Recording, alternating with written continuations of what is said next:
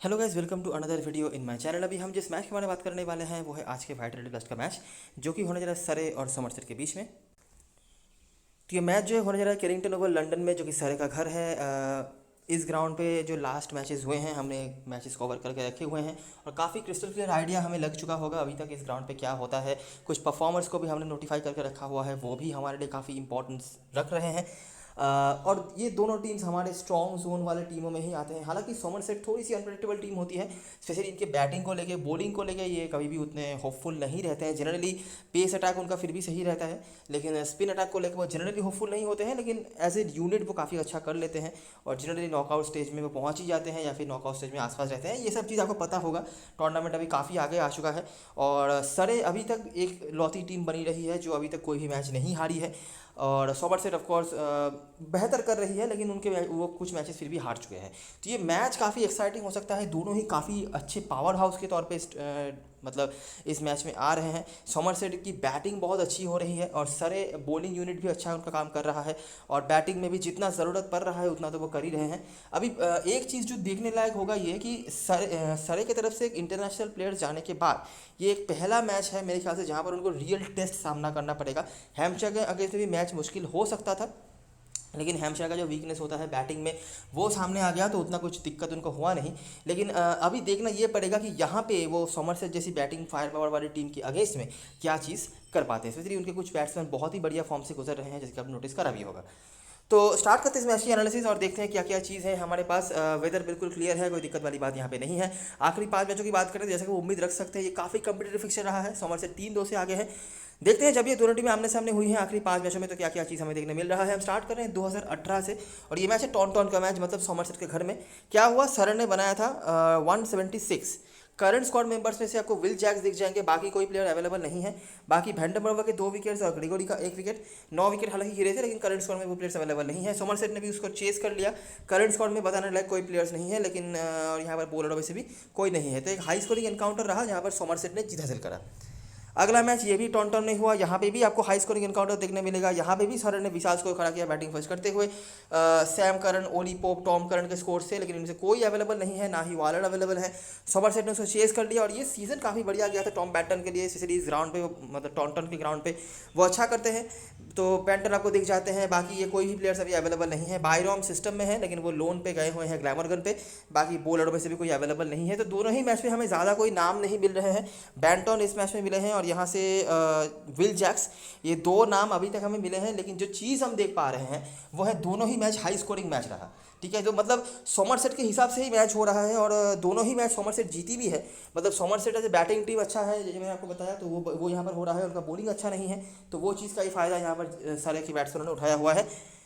अगला मैच और पहला मैच जो हमें ओवल में देखने मिला, तो अचानक से ही जैसे हम ओवल में आ गए मामला थोड़ा सा अलग रह गया। अगर यहाँ पर हम देख रहे थे क्या कि 176 5 बॉल रहते चेस कर लिया, 204 का टारगेट 1 ओवर से ज़्यादा रहते चेस कर लिया। जैसे ही हम ओवल में आ गए रन हो गया काफ़ी कम। हालांकि बैंटर यहाँ पर भी थे, इसके अलावा कोई करंट स्क्वाड में बॉलर्स अवेलेबल नहीं है। सर ने उसको चेस करा, फिर से कोई बैट्समैन अवेलेबल नहीं है, लेकिन वैंडरमर्वा का नाम आपको दिख जाता है। और सरे जो पहला मैच ओवल में खेल रही है जो इस फिक्चर में, जो कहाँ पे आज का मैच भी होने वाला है, वहाँ पर उन्होंने जीत हासिल करा। भले ही मशक्कत करना पड़ा हो उनको बैटिंग में या जो भी हो, लेकिन उन्होंने जीत लिया, जो सबसे बड़ी बात है।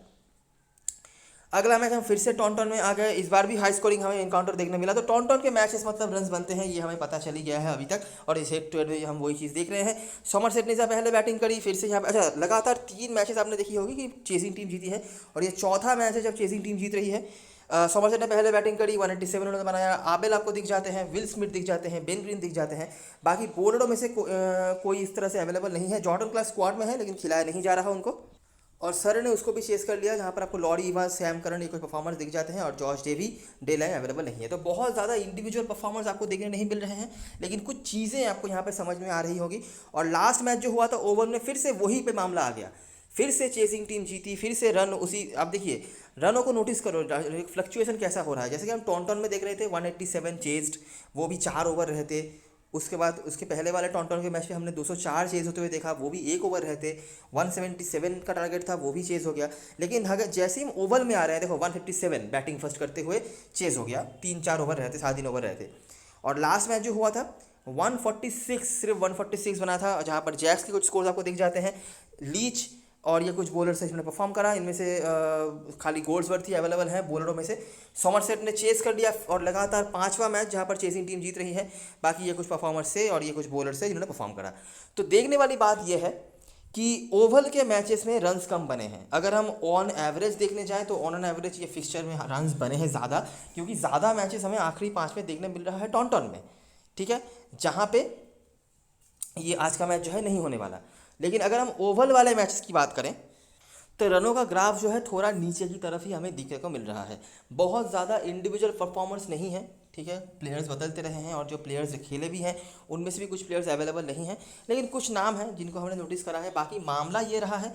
और एक और चीज़ जो ऑब्जर्वेबल है वो है ये कि आखिरी के 5 के 5 ही मैचेस चेजिंग टीम जीती है, चाहे वो कोई सी भी टीम चेस करे और कहीं पे भी चेस करे, लेकिन चेस जो टीम कर रही है वो टीम जीत रही है। आसानी से जीते, मुश्किल से जीते, लेकिन वही जीत रहे हैं, ठीक है। तो ये चीज़ें हम फॉलो कर सकते हैं हेड टू हेड के मैचेस से। आखिरी 5 मैचों की अगर हम बात करें तो सॉमरसेट ऑफ कोर्स आगे रही है, वो अपने घर पे मैचेस जीती है और आखिरी जो मैच इस ग्राउंड पे हुआ था वहाँ पे भी वो मैच जीते हैं। तो देखना पड़ेगा कि आज के मैच में क्या चीज़ बदलता है, रन ज़्यादा होते हैं या फिर चेसिंग टीम हारती है या फिर क्या होता है। लेकिन ये अभी तक का हिस्ट्री रहा है, ठीक है। कुछ नाम जैसे कि विल जैक्स का आपने नाम देखा है, 250 इनके खाते में है। ऑफकोर्स ओवल के ग्राउंड से वो अच्छा करते भी हैं। 3 में से 2 बार उन्होंने 50+ स्कोर जो बना के रखा हुआ है वो ओवल के ग्राउंड पे ही बना के रखा हुआ है, आप नोटिस करी होगी। ये जो यहाँ पे एक बार 50 था, ओवल के ग्राउंड पे नहीं। और बिल्कुल आखिरी मैच पर यहाँ पे एक 50 था। तो ओवल के ग्राउंड से उनके रिकॉर्ड अच्छे होते हैं जो हमने लास्ट मैचेस में भी फॉलो करे हैं और इस सीजन में भी अभी तक ये चल रहा है। देखना पड़ेगा कब ये टूटता है। और बाकी बहुत ज़्यादा कुछ रेलिवेंट कुछ नाम हमें नहीं मिल रहे हैं। कुछ नाम तो आए हैं एक बात करके, तो उनको हम देख सकते हैं। तो यह हेड टू हेड की बातें आ जाते हैं ग्राउंड के बारे में बातें करने के लिए, ठीक है। ग्राउंड के मैचेस हमने अभी तक कवर करके रखे हुए हैं। लास्ट जो मैच भी यहाँ पर हुआ था मिडिलसेक्स के अगेंस्ट में, वो मैच भी हमने कवर करा था और काफ़ी सही गया था वो मैच भी, और काफ़ी क्रिस्टल क्लियर था हमारे लिए कैप्टन वाइस कैप्टन चॉइस भी। तो इस ग्राउंड पे जब मैचेस होते हैं तो ये चीज़ आपको एक एडवांटेज मिल सकता है कि कैप्टनसी वाइस कैप्टनसी के मामले में आपको कुछ क्रिस्टल क्लियर चॉइसेस रख सकते हैं। वो कैसे, मैं आगे आपको समझाता हूँ। तो पहले आ जाते हैं ग्राउंड के बारे में मैचेस देखने के लिए कि कैसे कैसे मैचेस यहाँ पर होते हैं, किस तरह के बॉलरों का हेल्प मिलता है। मैं एक ब्रीफ समराइजेशन कर देता हूँ। अब तक तो आपको पता चल ही गया होगा कि क्या होता है अगर आप रेगुलर फॉलो कर रहे होंगे वीडियोस, तो कि रन्स यहाँ पे थोड़ा सा कम ही बनता है, ठीक है। जनरली ऐसा नहीं कि कभी 180 190 स्कोर नहीं बन सकते। हर सीज़न में ही एक आध मैच ऐसा आ ही जाता है जहाँ पर 180 या 190 वाला स्कोर आपको देखने को मिल जाए। लेकिन ओवरऑल अगर आप देखेंगे तो लो स्कोरिंग मैच या 150 160 के बीच में मामला ये रहता है। चेस कभी कभार हो भी जाता है, कभी कभार नहीं भी होता है। एक चीज़ जो आपको यहाँ पे नोटिस करने मिल जाती है कि स्पिनर्स का यहाँ पे रोल रहता है, कुछ ना कुछ तो वो करके जाते हैं इस ग्राउंड पे, ठीक है। और अगर आपने हेड टू हेड में भी ये चीज़ नोटिस करी होगी तो नोटिस करो। देखो ओवल का मैच तो वैसे भी आपने देखा रन कम ही बने थे, लेकिन अगर आप स्पिनर्स के रोल को नोटिस करेंगे तो यहाँ पर आपको लीज दिख जाते हैं, ठीक है। जिन्होंने 3 विकेट निकाला वो तो अभी खेल नहीं रहे। गोल्ड्सवर्थ, वॉलर, ये दोनों भी स्पिनर हैं। यहाँ से 2 में से 1 विकेट भी स्पिनर के खाते में रहा। तो कितने सारे विकेट्स निकाले स्पिनर ने? 6 विकेट। कितने में से? 9 में से जो 11 में से जो 11 विकेट्स गिरे उनमें से 6 विकेट स्पिनर्स के खाते में। उसके बाद जो आखिरी ओवल वाला मैच हुआ था यहाँ पे अगर हम देखेंगे तो आपको क्या दिखेगा? बैटी के 2 विकेट्स, वैंडमवा के 2 विकेट्स, वो भी स्पिनर ही हैं, ठीक है। इस अभी रीसेंट मैचेस अगर हम फॉलो करेंगे, देखो सरे बनाम केंट का मैच हुआ।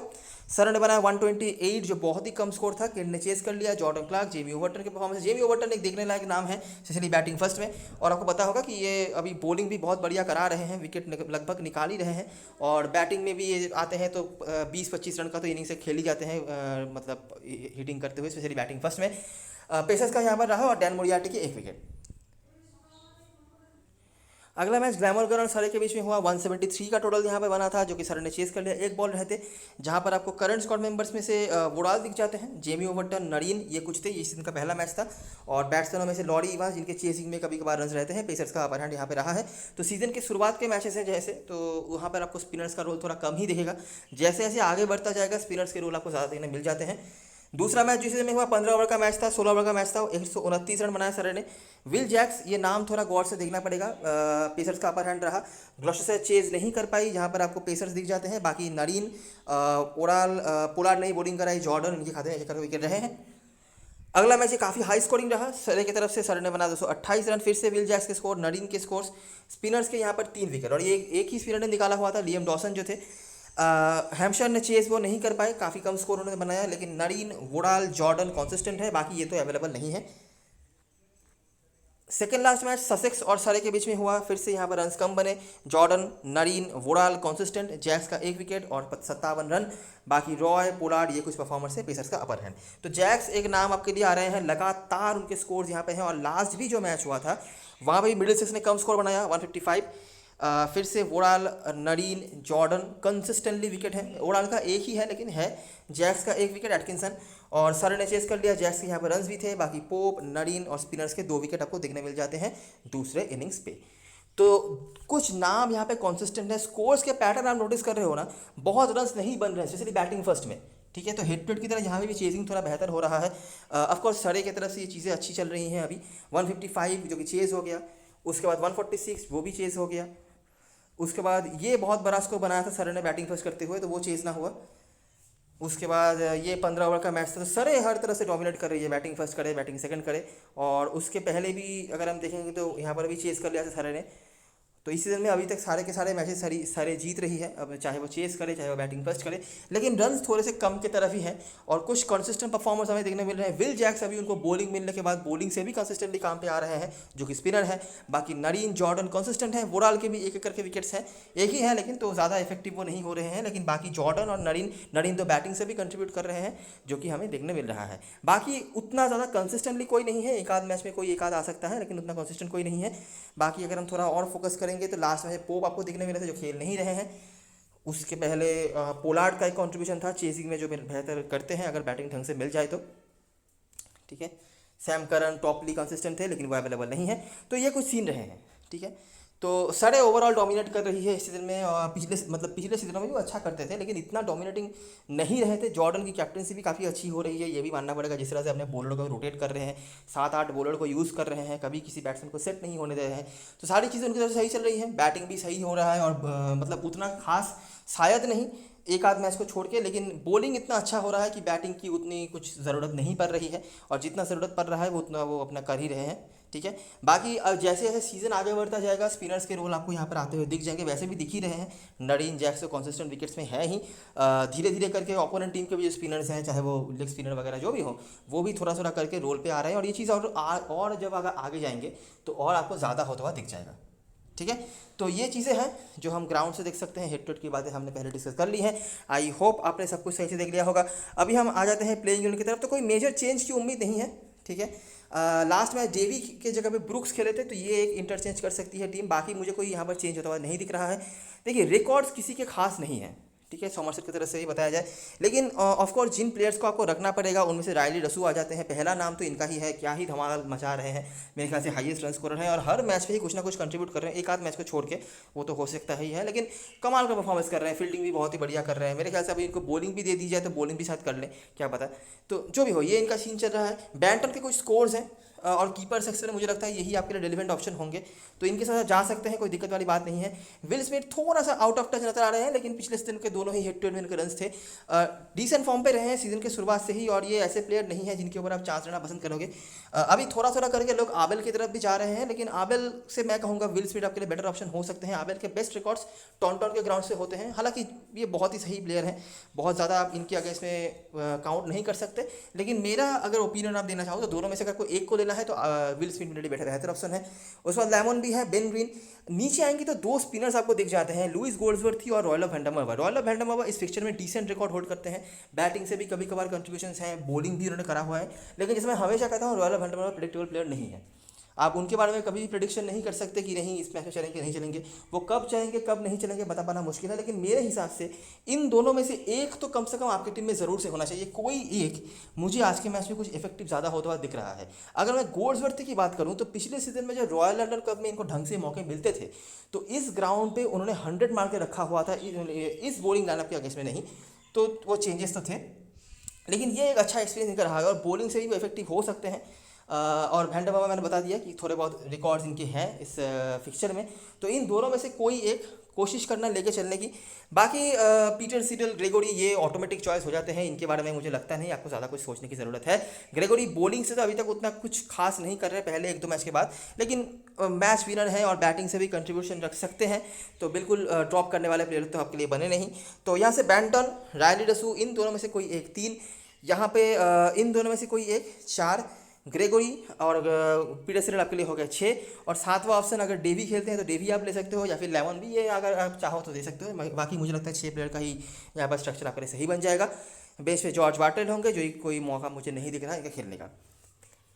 सर की तरफ से जेमी स्मिथ ओपनिंग कर रहे हैं, लेकिन थोड़ा बहुत स्टार्ट लेने के बाद वो थोड़ा कहीं पे घूम हो जा रहे हैं, तो उस तरह से नहीं कंसिस्टेंसी दिखा पा रहे हैं। हालांकि मुझे अभी भी लग रहा है कि विनिंग कॉम्बिनेशन बदलेगी नहीं। कीपिंग के पॉइंट्स आपको दे रहे हैं तो ये अच्छी बात है।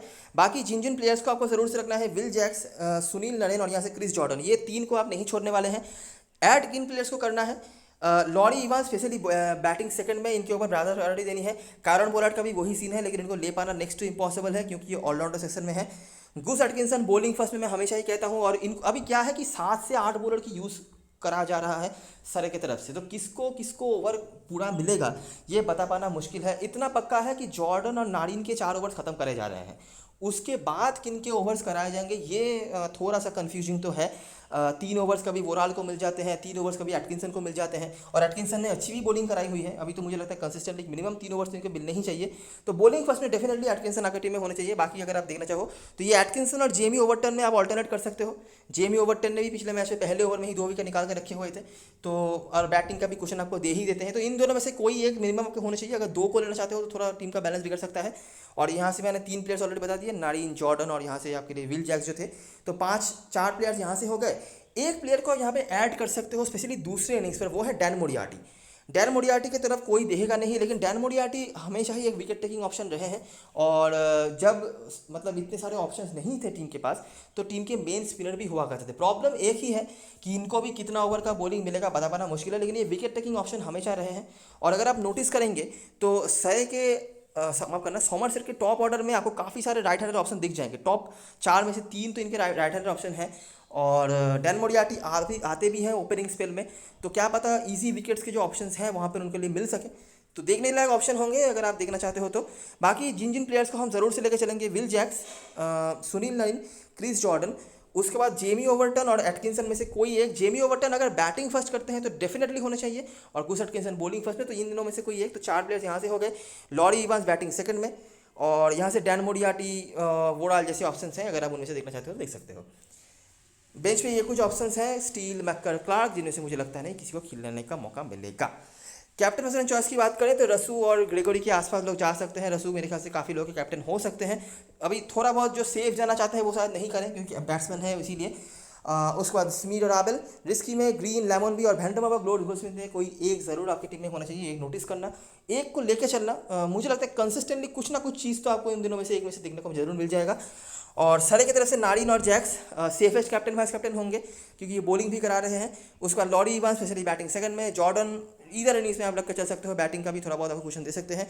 Jamie Overton specially batting first में, डैन मोरियार्टी, एटकिंसन अगर आपको बॉलिंग में से कुछ देखना है तो। अच्छा, तो बेसिकली इस तरह का स्ट्रक्चर मैंने बना के रखा हुआ है। ये बैंटन और स्मिथ में से अगर आपको एक को लेना है तो आप वो भी देख सकते हो। बाकी क्योंकि परसेंटेज कीपर है तो मैंने फिलहाल के लिए बना के रखा है। ग्रेगोरी वाला स्लॉट भी अगर आप कहीं पे रिस्क ले सकते हो तो चेंज कर सकते हो। ग्रेगोरी का खास कुछ रिकॉर्ड भी नहीं है, और अगर वो बॉलिंग से कुछ एक आध विकेट नहीं निकालते हैं तो मुझे लगता नहीं कि डेली डेली आप इनकी बैटिंग से उम्मीद रख सकते हो। हालांकि कुछ दिन पहले ही एक काउंटी चैंपियनशिप का मैच हुआ था, वहाँ पर ग्रेगोरी ने काफ़ी बढ़िया बैटिंग करी थी। हालांकि वो ग्राउंड भी अलग था और वो टीम भी अलग था, बॉल भी अलग था, तो ये एक चीज़ है। लेकिन एक इन्फॉर्मेशन है जो आपको मैं दे सकता हूँ। यहाँ से ग्रेगोरी और यहाँ से जेमी ओवरटन ने धमाका मचाया हुआ था। जेमी ओवरटन ने बैटिंग से भी बॉलिंग से भी काफ़ी धमाका मचा कर रखा हुआ था। तो ये कुछ ऑप्शन हैं, अगर आप देखना चाहते हो देख सकते हो। ठीक है, कीपर सेक्शन आप अगर चाहो चेंज कर सकते हो। बैटिंग सेक्शन में गोल्ड्सवर्थ ही आपके लिए बॉलिंग क्वेश्चन दे सकते हैं। थोड़ा थोड़ा करके लोग आबेल की तरफ जा रहे हैं, ठीक है, लेकिन अगर मुझे आबेल और स्मिथ में से एक को लेना है तो मैं एनी डे स्मिथ को लेना चाहूँगा इस ग्राउंड पे, और अगर टाउनटाउन होता तो मैं डेफिनेटली आबेल को लेता। और यहाँ पे आपके पास लॉरी इवांस का ऑप्शन आता है अगर आप चेजिंग में लेना चाहते हो। बाकी ऑलराउंडर में अगर आप देखेंगे तो ये नरीन और विल जैस तो कंफर्म है, और हमारे लिए safest captain vice captain logical भी ये दोनों ही है। ठीक है, इसके अलावा ग्रेगोरी परसेंटेज है, ग्रेगोरी मैच विनर है। ग्रेगोरी का अभी अगर बॉलिंग से वो बहुत ज़्यादा कुछ नहीं कर पाते हैं तो इनके रिकॉर्ड यहाँ पे कुछ खास नहीं है, लेकिन मैं कहूँगा अगर आपको सेफ रहना है, रिस्क नहीं लेना है, आप चल सकते हो। अभी क्या क्या ऑप्शन है, कारण पोलार्ड बैटिंग सेकंड में अगर आपको देखना है, रॉयल ऑफ वेंडमरवा और गोल्ड्सवर्थी में से कोई एक अगर आप देखना चाहते हो तो, और नहीं तो अगर लोग 4 ऑलराउंडर ले रहे हैं तो चौथा ऑलराउंडर लोगों के लिए बेन ग्रीन होने वाले हैं। ठीक है, बस ये ऑप्शंस हैं। बेन ग्रीन मेरे कैलकुलेशन में नहीं आ रहे हैं यहाँ पे। बॉलिंग फर्स्ट में आप फिर भी देख सकते हैं क्योंकि डेथ ओवर से बॉलिंग कराते हैं। कारण पोलार्ड अगर आप चांस लेना चाहते हो, कंसीडर करके रखना कि वो 30-35 के लिए ही, मतलब 30-35 रन, 50 के आसपास पॉइंट्स यही मैक्सिमम आपको दे पाएंगे। बॉलिंग शायद ही कराएं, लेकिन वैंडमरवा और गोल्ड्सवर्थ में से एक आपको मेरी टीम में जरूर से दिख जाएंगे। अभी वो कौन होंगे वो देखना पड़ेगा टॉस के ऊपर डिपेंड करके। बॉलर सेक्शन में जेमी ओवर्टन और जॉर्डन और सिडल का भी वो है, अगर आप कुछ रिस्क लेना चाहते हो, अलग एक्सपेरिमेंट करना चाहते हो, आप देख सकते हो। इसके अलावा भी जो ऑप्शंस हमारे पास होंगे यहाँ पे, गूस एटकिंसन होंगे जिनको कुछ लोग ले रहे हैं, कुछ लोग शायद नहीं लें। अगर 3-4 ऑलराउंडर लेने जाते हैं तो ऑफकोर्स नहीं ले पाएंगे। और डैन मोरियाटी आप ले सकते हैं। ये विकेट टेकर बॉलर रहे हैं, किसी भी इनिंग्स पे आपके लिए इफेक्टिव हो सकते हैं। और याद रखना, सामने वाले की टॉप ऑर्डर में 4 में से 3 राइट हैंडेड बैट्समैन हैं, तो ये एक अलग एंगल ब्रिंग कर सकते हैं। ठीक है, तो ये कुछ चीज़ें हैं। कैप्टन वाइस कैप्टन चॉइस की बात करें, विल जैक, सुनील नरीन मेरे लिए सबसे लॉजिकल और सबसे सेफेस्ट ऑप्शन हो जाते हैं। इसके अलावा रायली डसू तो है ही, जिस तरह के फॉर्म पर वो चल रहे हैं। कुछ रिकॉर्ड्स इनके नहीं है, मैं पॉजिटिव नेगेटिव कुछ बता नहीं सकता, लेकिन रिकॉर्ड जो है वो है। अगर कुछ करना है तो बड़ी लीग में यहाँ पर क्रिस जॉर्डन या लॉरी इवांस जैसे स्पेशली चेजिंग में ये कुछ ऑप्शन हैं जिनके ऊपर आप देख सकते हो। ठीक है, तो ये सारी चीज़ें और सारी एनालिसिस वीडियो का पसंद आया हो तो लाइक ज़रूर करना, सब्सक्राइब करना चैनल को, टेलीग्राम चैनल पे ज़रूर ज्वाइन हो जाना क्योंकि लास्ट वन पे सारी अपडेट्स वगैरह वहीं पे आने वाली हैं। तब तक के लिए best luck for this match and goodbye for now.